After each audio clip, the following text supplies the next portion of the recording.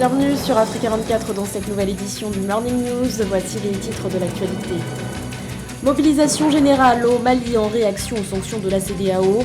Une mobilisation organisée ce 14 janvier à la suite de l'appel lancé par la junte au pouvoir qui avait qualifié ces mesures d'illégales et inhumaines.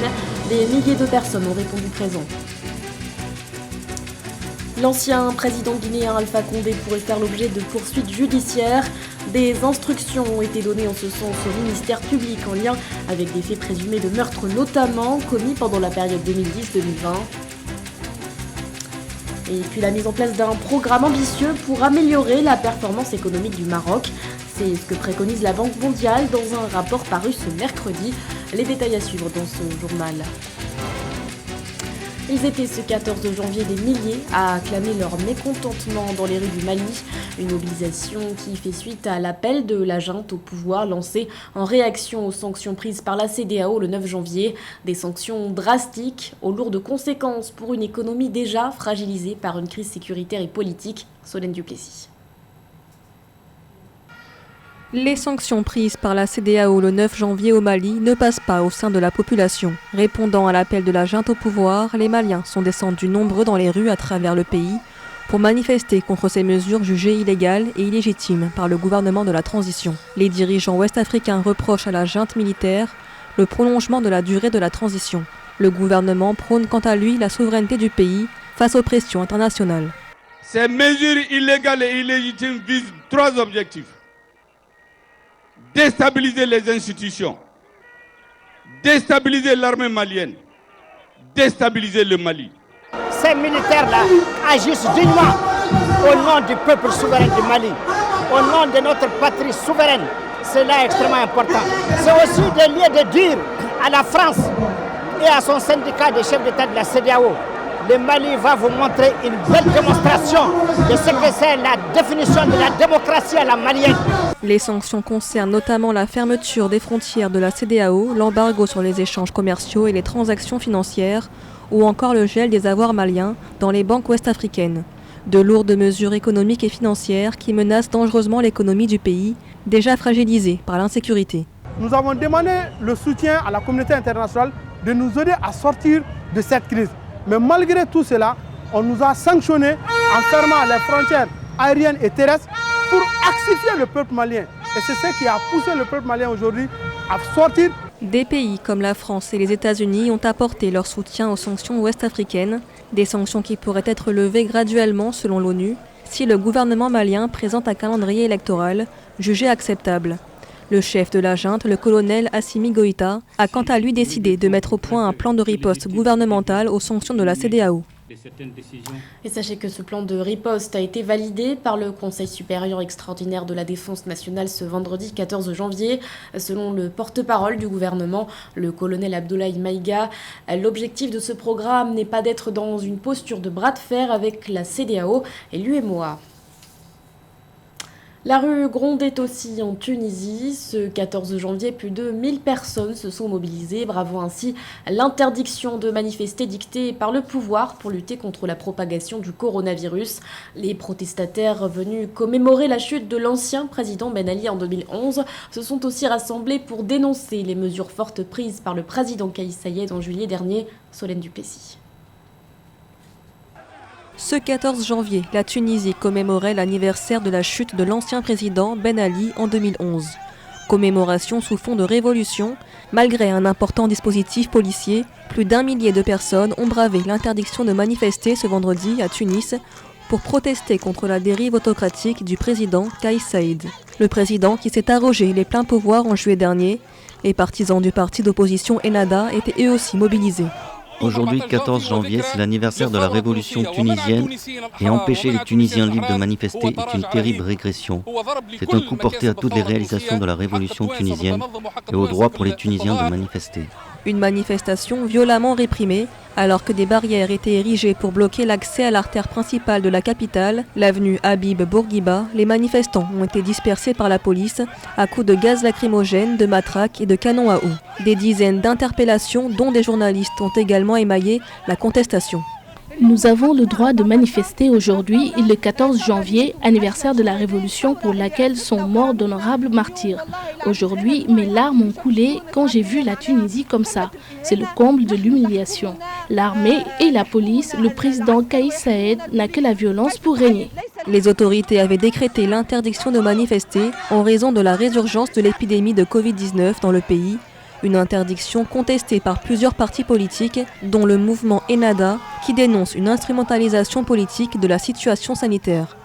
En Guinée, l'ancien président Alpha Condé semble être dans le collimateur de la justice.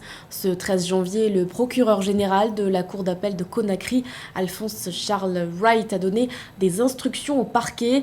Il demande au ministère public d'engager des poursuites judiciaires en lien avec des faits présumés de meurtre, notamment commis pendant la période allant de 2010 à 2020. Les explications d'Ameneji et de Samantha Saberou Sabobonga. L'ancien président guinéen Alpha Condé pourrait se retrouver devant la justice. Le 13 janvier 2022, le procureur général près de la cour d'appel de Conakry, Alphonse Charles Wright, a donné des instructions au parquet des tribunaux relevant de son ressort d'engager sans délai des poursuites judiciaires autour des faits de crimes présumés commis entre 2010 et 2020.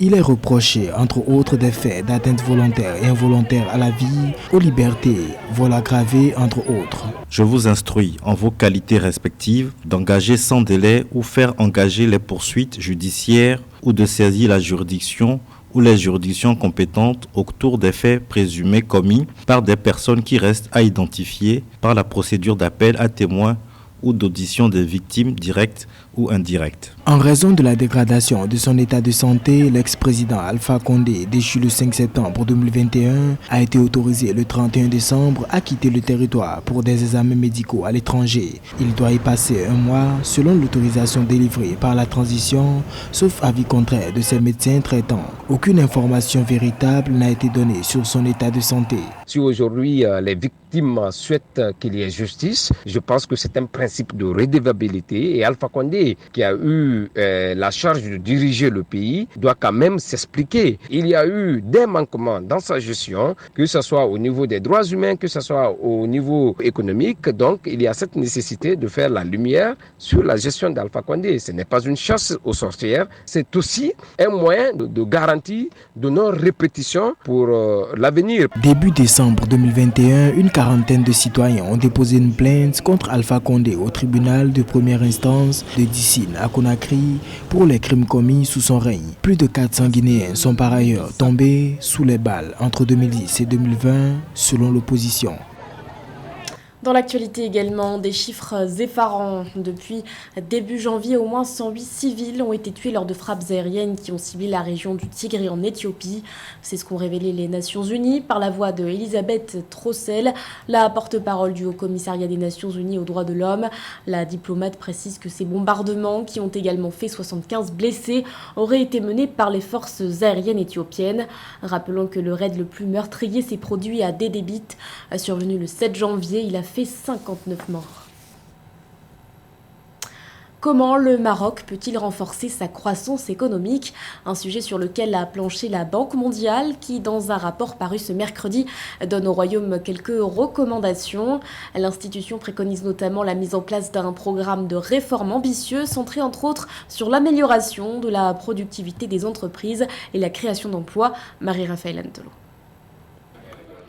La Banque mondiale appelle le Maroc à mettre en place un programme de réforme ambitieux au bénéfice de son économie. Pour l'institution, un tel programme permettra au Royaume du Maroc de parvenir à une croissance généralisée et à la création d'emplois. Elle va également favoriser, selon l'institution, le déblocage du potentiel de productivité du pays. C'est un pays qui est quand même caractérisé par un déficit comme ça, budgétaire à hauteur de 6,8% du PIB en 2021 contre 7,6% en 2020. Il faut quand même noter que en 2021 également, on a quand même assisté à un retour au meilleur résultats comparés aux années antérieures. Selon les simulations de la Banque mondiale, la mise en œuvre soutenue d'un vaste programme de réformes visant à fortifier le capital humain sera crucial pour atteindre les objectifs de croissance du pays. Pour l'institution, cet exploit sera possible avec une forte performance du secteur agricole marocain et une relance de la demande extérieure en matière d'exportation industrielle et agricole. Je pense qu'il faut plutôt rentrer un peu à l'endogénéisation de l'agriculture marocaine, essayer de faire de l'agriculture marocaine un levier de la croissance économique. Selon les rapports de la Banque mondiale, le Maroc, après avoir culminé à environ 6,4% en 2020, le taux de pauvreté pourrait s'accroître jusqu'à 2023 avant de revenir au niveau de 2019, et ce malgré les effets des programmes de transfert monétaire. Dans le reste de l'actualité, un point sur la situation sanitaire en Afrique avec ces nouvelles données fournies par les centres africains de contrôle et de prévention des maladies. Les CDC Afrique ont affirmé ce vendredi que le continent avait dépassé les 10 240 000 cas de Covid-19 et ce, à l'heure où le variant Omicron continue de gagner du terrain. Quant au nombre de décès liés à la maladie, ils sont estimés à plus de 233 000. Parmi les États les plus touchés par l'épidémie, l'Afrique du Sud, le Maroc, la Tunisie, mais aussi l'Éthiopie. L'agence de santé précise également que l'Afrique centrale reste la région la moins touchée. L'actualité sportive à présent avec la victoire du Nigeria face au Soudan dans le cadre de la CAN 2022. Les Super Eagles ont largement dominé cette rencontre organisée ce samedi 15 janvier à Garoua. Le premier but de la rencontre a été inscrit à la 3e minute par Samuel Chukwueze. À la 45e minute, Taiwo Awoniyi a doublé la mise et Moses Simon s'est illustré une minute plus tard. Le Soudan a tout de même réduit l'écart avec un but de Walidine Safour à la 70e minute. Score final 3-1. Et la compétition se poursuit ce dimanche avec une série de matchs. Au programme, le Mali affrontera la Gambie à 14h heure locale au stade de Limbé, suivi de la rencontre Tunisie-Mauritanie, puis le face-à-face Côte d'Ivoire-Sierra Leone se jouera à 17h heure locale au stade Japoma de Douala. La rencontre Algérie-Guinée équatoriale prévue à 20h clôturera ensuite cette journée du groupe E. Ce journal a été réalisé par l'ensemble de la rédaction. Merci de votre fidélité. L'actualité continue sur Africa 24.